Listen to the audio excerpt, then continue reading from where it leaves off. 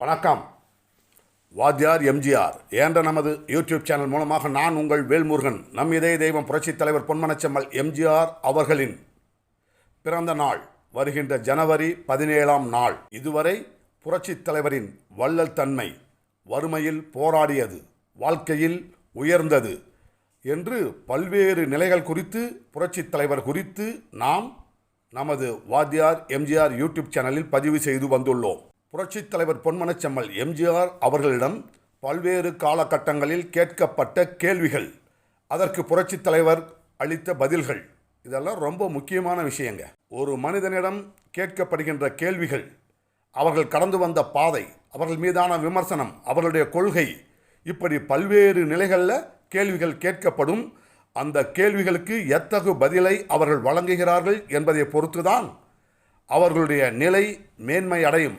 அந்த அடிப்படையில் நம் இதய தெய்வம் புரட்சித் தலைவர் எம்ஜிஆர் அவர்களிடம் கேட்கப்பட்ட கேள்விகள், அதற்கு அவர் கூறிய பதில்களில் இருந்து சிலவற்றை மட்டும் எடுத்து இந்த காணொளியில் உங்கள் பார்வைக்கு வழங்குகிறோம். இறைவன் தனது பிரதிநிதியாக ஒவ்வொரு வீட்டிலும் தாயை படைத்துள்ளார் என்கின்ற அந்த கருத்தை நீங்கள் ஏற்றுக்கொள்கிறீர்களா? புரட்சித் தலைவர் எம்ஜிஆர் அவர்கள் குறிப்பிடுகிறார், இந்த கருத்தை நான் ஏற்கவில்லை.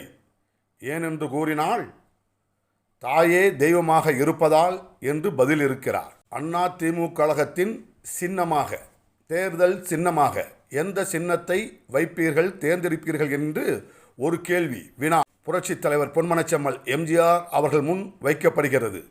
புரட்சித் தலைவர் பொறுமையாக சொன்னார், மக்கள் உள்ளத்தை என்று குறிப்பிட்டார். எவ்வளவு ஒரு ஆழ்ந்த சிந்தனை என்பதை நாம் சிந்தித்து பார்க்க வேண்டும். தேர்தல் சின்னம் என்பது மக்கள் உள்ளங்களிலே அது நிலை பெற வேண்டும், நீடித்திருக்க வேண்டும். அப்படிப்பட்ட மக்களின் உள்ளத்தையே தனது தேர்தல் சின்னமாக தேர்ந்தெடுப்பேன் என்று அறிவித்தார். அதுதாங்க புரட்சித் தலைவர் பொன்மனச்செம்மல் எம்ஜிஆர் என்பதை நாம் நினைவில் கொள்ள வேண்டும். அடுத்ததாக, நீங்கள் விரும்புவது எது, வெறுப்பது எது என்றொரு கேள்வி புரட்சித் தலைவரின் முன் வைக்கப்படுகிறது.